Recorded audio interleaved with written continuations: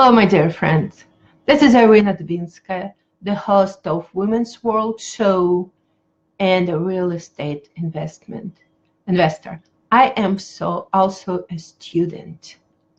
I get coached so I can reach my full potential. A lot of people say, oh, I'm broke. I cannot afford a coach. So I just wanted to dig into this problem, and I did my research, and this is where I came up with. Do we want to be tomorrow in the same place we were yesterday? Absolutely not. I'm even wearing the hat today. This is JT Fox, Millionaire Underdog. Hi, Elena. So I'm wearing it because I learned a lot from this coach. We all want to move forward and make a progress. Can we do it ourselves? Probably not.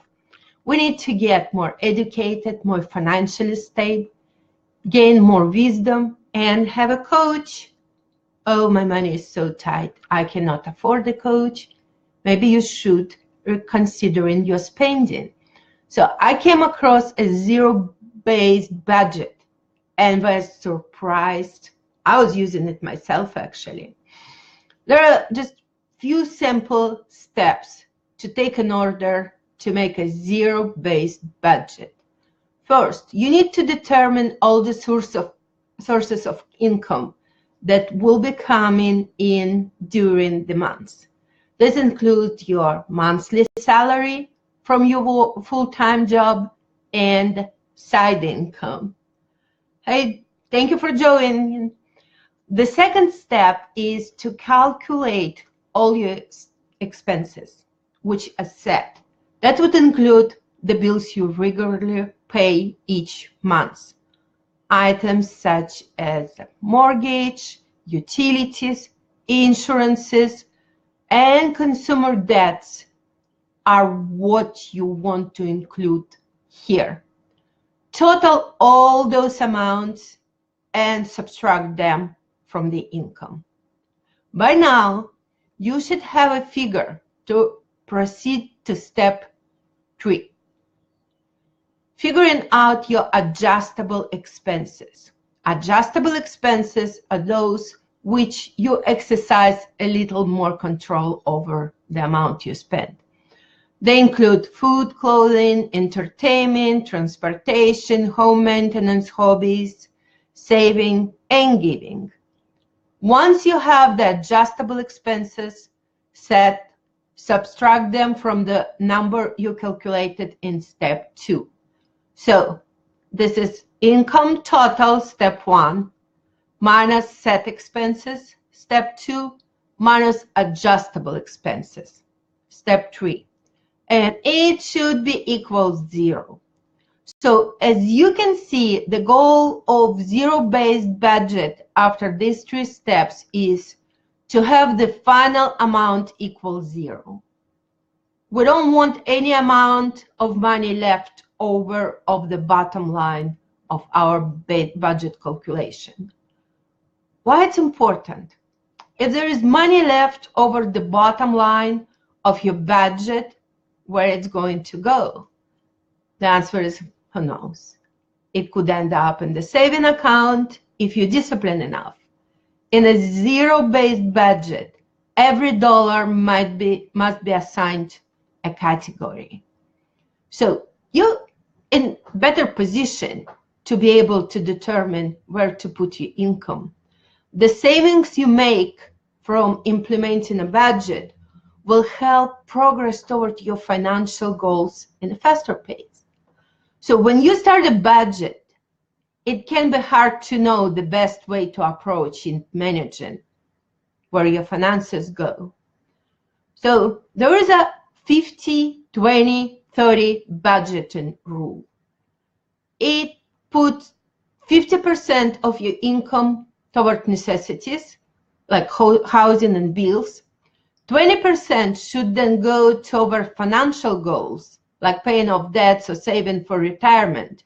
And 30% of your income can be allocated to wants, like entertainment, dining, hobbies you have. So the zero-sum budget is sometimes called the zero-based budget. It boils down to ensuring that every cent of or penny of income you receive is assigned a task. You're giving each coin a job. Every cent is used in your budget, leaving a zero balance. If you end up with $200 left over at the end of your budget period, you're not finished. You have to apportion that money somewhere. If you're carrying debt, you use any money you have left over to pay out debt. If you need to build an emergency fund, it goes there. That's I do a lot of times. If you don't have debts, you place your money into savings or investment accounts. Get a coaching.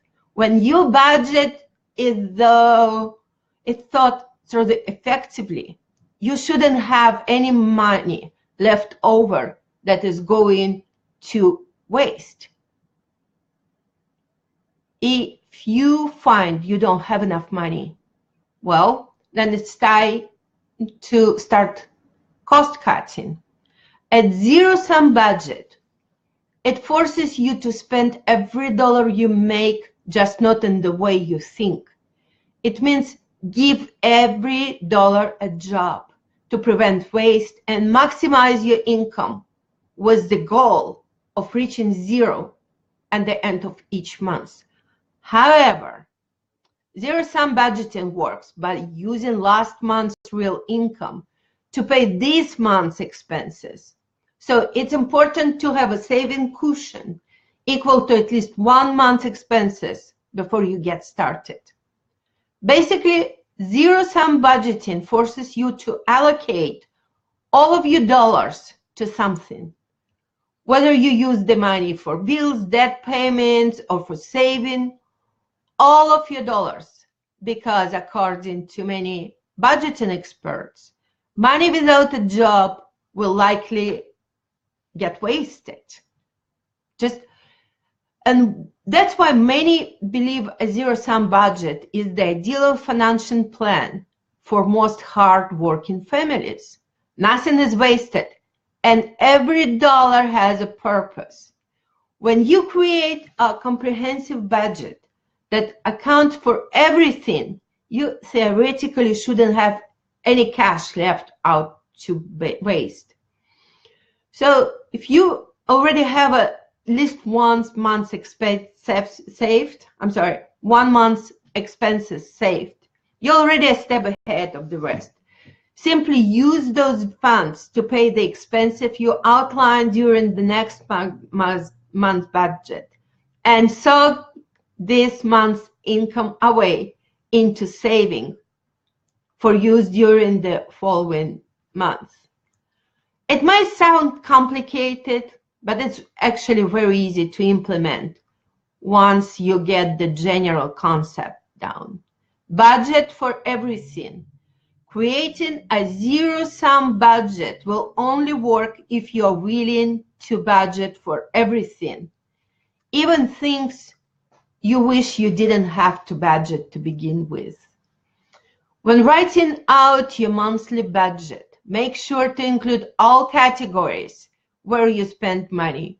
Doing so is the only way to ensure success. So some tips for utilizing this plan. Overestimate variable expenses. Variable expenses can be hard to estimate at times, especially when it comes to costs that fluctuate, like utility bills and gas usage. Track your spending once per week. And you might think that $500 budget is easy, but find it's like really undoable. So when these things happen, just make a note and change your budget. You will be surprised how the financial discipline will help you achieve your dreams. Save money, get a coaching. I hope this was useful for you, and have a great day wherever you are. Signing off, Irina Dubinskaya. Meet irinadubinskaya.com. Have a grateful day. Bye.